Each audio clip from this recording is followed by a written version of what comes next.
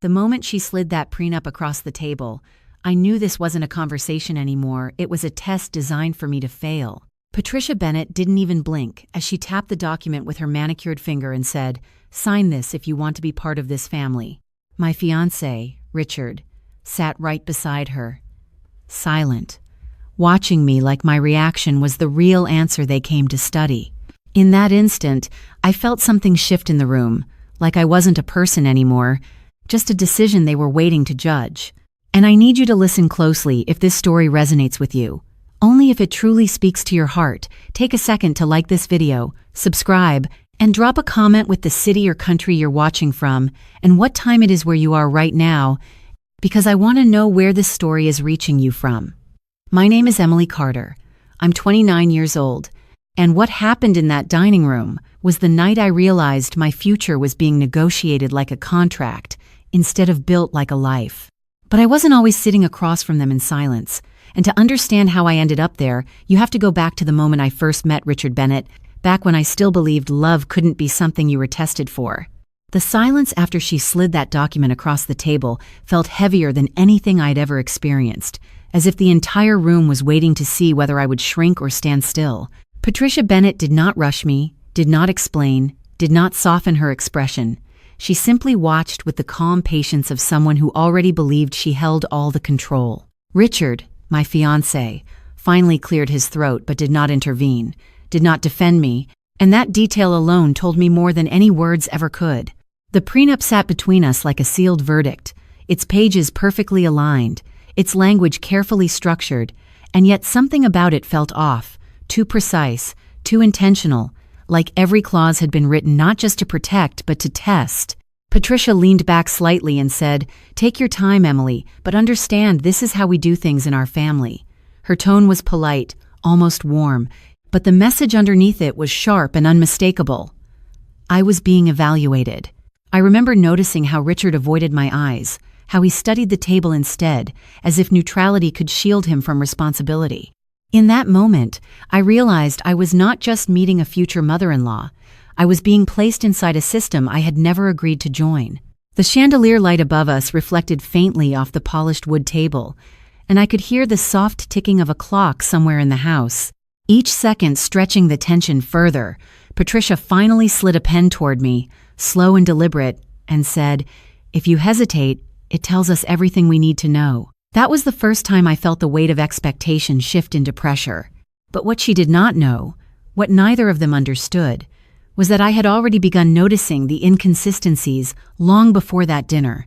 Weeks earlier, Richard had mentioned his mother wanted to make sure I was the right fit, and at the time I laughed it off as old-fashioned concern, not realizing it was actually preparation. I had already started paying attention to small details, like how certain conversations ended abruptly when I entered a room, or how financial topics were avoided whenever I asked too many questions. So when the envelope appeared that night, I was not surprised by its existence, only by how openly it was being used as a weapon.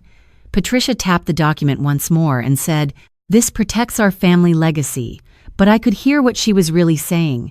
"This decides your place in it." I finally touched the paper, not to sign it, but to read it properly, and as my eyes moved across the first page, I noticed language that felt unusually aggressive for something labeled as mutual protection. Richard finally spoke softly, almost apologetically, saying, "It is just standard, Emily," but his voice lacked conviction, and that lack of certainty told me everything I needed to know about who had actually written this.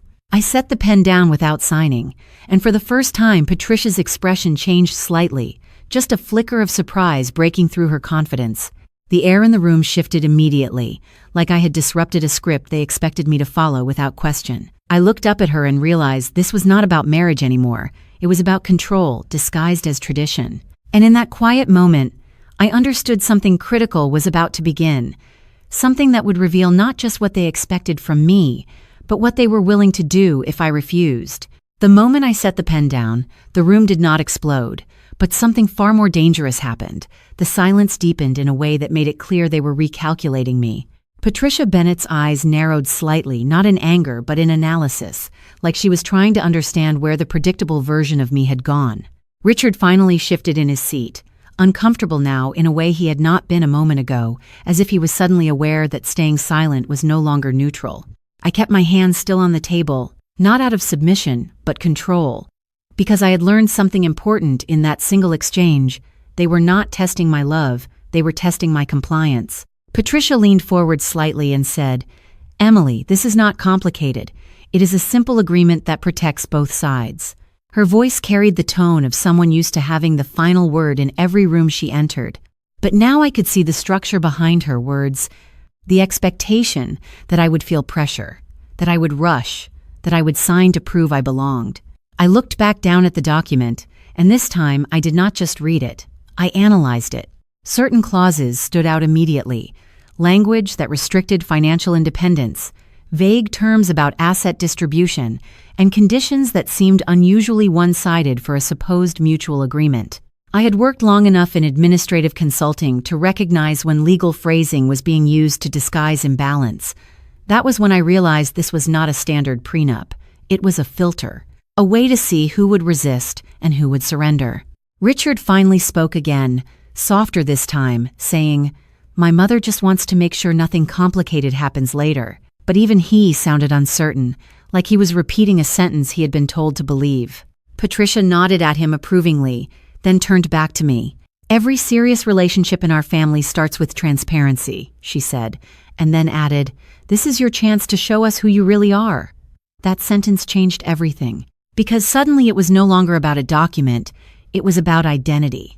I realized they were not just evaluating whether I would sign, they were evaluating whether I would submit under pressure without questioning authority. I slowly pushed the document back toward her side of the table, not dramatically, not defiantly, just deliberately. Patricia's expression tightened for the first time, a subtle crack in her controlled composure.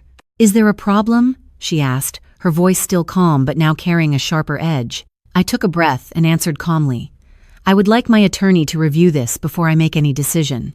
The words landed heavier than I expected. Richard blinked, caught off guard, and Patricia leaned back slightly as if recalibrating the situation. "That is unnecessary," she said quickly. "This is just a formality." But I could hear the urgency beneath her tone now, because the control was slipping out of her timing. I stood up slowly, not to leave, but to reset the dynamic in the room.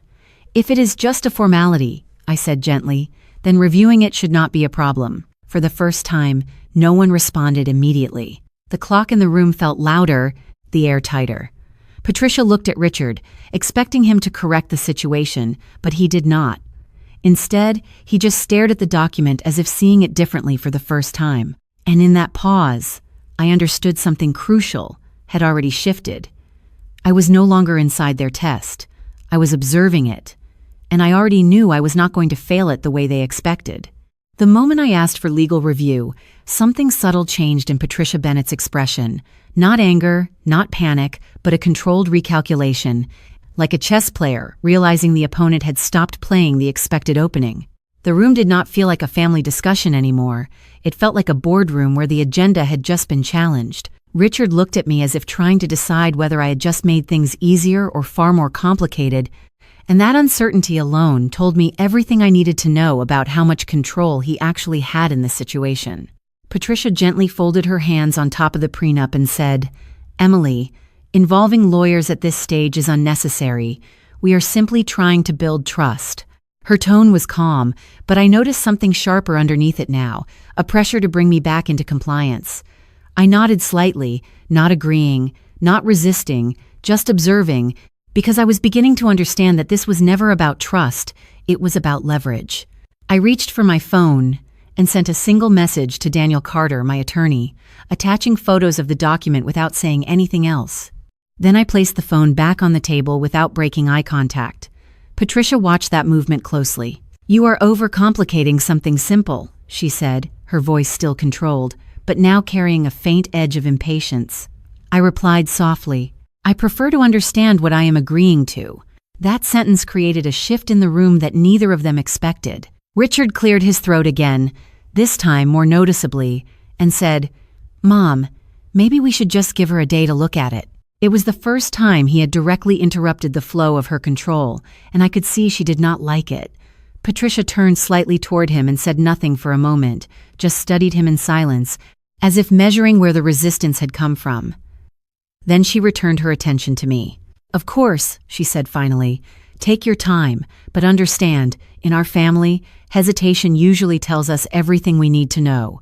I almost smiled at that, because she thought she was still the one evaluating me, but I had already begun evaluating her system. I stood up slowly, smoothing my hands over my dress, and said calmly, "Then I will make sure my decision is fully informed." As I turned slightly toward the hallway, Richard followed me with his eyes, but did not stand. Patricia did not stop me either, and that silence felt more revealing than any argument. As I walked away from the table, I could feel the weight of the document still sitting behind me, not as paper anymore, but as intent. I stepped into the hallway of their house and finally exhaled for the first time since I arrived. The house was quiet, polished, curated, every detail designed to communicate stability and control. But now I could see it differently. This was not just a family with standards. This was a family that tested boundaries through pressure disguised as tradition. I opened my phone again and saw a reply from Daniel. "Do not sign anything. Send me the full document." I looked back toward the dining room where Patricia and Richard were still seated, still waiting, still believing the test was ongoing. But now I understood something they did not. The test had already begun long before tonight, and I was no longer inside it as a participant. I was inside it as an observer preparing my next move. When I stepped away from the dining room, the sound of Patricia Bennett's calm voice still echoed in my mind, not because of what she said, but because of what she expected me to do next. The hallway felt longer than it should have, each step away from that table, creating distance not just physically, but strategically, as if I had just exited a controlled environment and entered a space where I could finally think without pressure. I opened my phone again and reread Daniel Carter's message. His words sharp and immediate. "Do not sign anything. Send the full document." That was the moment I stopped seeing the prenup as a social formality and started seeing it as a structured instrument of control. I returned to a small guest room they had offered me earlier in the evening, closed the door, and for the first time since arriving, I was completely alone. I placed the document on the desk and began scanning it line by line, slower now, more deliberately, noticing patterns that were not obvious at first glance. Certain clauses were not just restrictive, they were predictive, as if someone had already mapped out scenarios where I would lose leverage, financial autonomy, and even decision-making power in the relationship. There was language about mutual alignment of assets, but the structure clearly favored one side. There were conditions tied to emotional conduct, framed as financial protection, which is something no standard prenup should ever enforce in that way. As I read, I realized something more important than the content itself. This document was not designed in isolation. It was designed with expectations about how I would react under pressure. I leaned back in the chair and replayed Patricia's voice in my head, the way she watched me, the way she paused between sentences, the way she measured silence. This was not a negotiation. It was a behavioral test disguised as legal paperwork. A soft knock came at the door, and Richard stepped inside without waiting for a response. He closed the door behind him but did not approach me immediately. He looked uneasy, like he had been rehearsing something on the way here but lost confidence the moment he saw me. "My mother did not mean to pressure you," he said, but the sentence sounded rehearsed, not genuine. I nodded slightly, not engaging emotionally, because I was no longer trying to interpret intention. I was collecting patterns. I asked him one simple question. "Who wrote this document?" He hesitated, just long enough for me to notice. Then he said, "The family attorney prepared it." That answer confirmed what I already suspected. This was not just Patricia's test, it was a system built with professional design. Richard continued, "It is standard in our family. Everyone signs it before things get serious." But the way he avoided eye contact told me that even he did not fully understand what standard meant in this context. I turned the document slightly toward him and pointed at a specific clause about financial control distribution.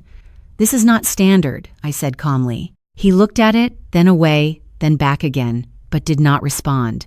For the first time, I saw uncertainty in him that was not emotional. It was structural, like he was realizing he had never actually questioned what he had inherited as normal. I closed the document slowly and said, "I am not rejecting this. I am reviewing it properly." That sentence created a shift in his posture. He exhaled, almost relieved, as if he had been afraid of confrontation more than disagreement. But I was already thinking 3 steps ahead, because what they called a test was not about whether I would sign. It was about whether I would notice. And now that I had noticed, the entire framework had changed. I opened my phone again and sent Daniel another message. I think this was designed to evaluate compliance patterns, not just agreement terms. Then I looked at Richard and said quietly, "Tell your mother I will give her my response tomorrow." As he left the room, I realized something fundamental. They thought they were testing my willingness to join their family, but what they had actually done was reveal how their family maintained control. And once you see the structure, you cannot unsee it. In the days that followed, the house no longer felt like a stage built for testing, but like a space that had finally lost its grip on me. I did not return for another dinner, another conversation, or another evaluation. Instead, I chose distance, not out of anger, but out of clarity. Patricia Bennett's messages became fewer, each one carefully worded, but now I could read between the lines in a way I could not before. Richard called once, then twice, then stopped. And in that silence, something unexpected happened. I started to breathe again without permission. I sat in my apartment in Boston, the one I had lived in before all of this began, and I looked at my life not as something being decided for me, but something I still had authority over. Daniel called me 2 days later and confirmed what I already suspected. The document was not standard. It contained clauses that would have placed disproportionate financial control and conditional autonomy into a relationship framework that should have been mutual. He explained it calmly, professionally, but I could hear the seriousness underneath his voice. This was not just a family preference, it was a pattern. I remember sitting by the window that evening, watching the city lights blur into each other, and realizing how easily I had almost accepted something that would have slowly rewritten my independence without me noticing. There was no explosion, no dramatic confrontation, no raised voices in the end. Just a quiet withdrawal from a system I was never meant to submit to blindly. A few weeks later, I received one final message from Richard. It was short. He said he understood now that things had been handled differently in his family for a long time, and that he was beginning to question what he had always accepted as normal. I did not respond immediately. Instead, I thought about how many people confuse pressure with love and silence with peace until it is almost too late to tell the difference. Eventually, I wrote back one sentence. Understanding is the first step, but boundaries are what protect you after that. Then I closed my phone and let the moment settle. If there is one thing I learned through all of this, it is that not every test is meant to be passed, and not every invitation is meant to be accepted. Sometimes the most powerful decision you can make is to step outside a system that requires you to shrink in order to belong. If you are listening to this, and something in your life feels like it is quietly asking you to prove your worth instead of recognizing it, I hope you pause long enough to listen to yourself. Not the fear, not the pressure, but the quiet voice underneath everything that tells you when something is not right. Because I believe that voice is not just instinct, it is guidance. Call it intuition, call it wisdom, or call it something greater than us, but it is there for a reason. And sometimes the bravest thing you can do is trust it. If this story reached you, I hope you will take a moment to reflect, to share your thoughts, or simply leave a comment about where you are in the world right now. You are not alone in what you are feeling. Someone else out there understands more than you think. Thank you for spending this time with me, for listening all the way through, and for allowing this story into your day. It means more than words can express. My name is Emily Carter. I am 29 years old, and the core lesson I want to leave you with is this: never trade your self-respect for acceptance that requires you to lose yourself.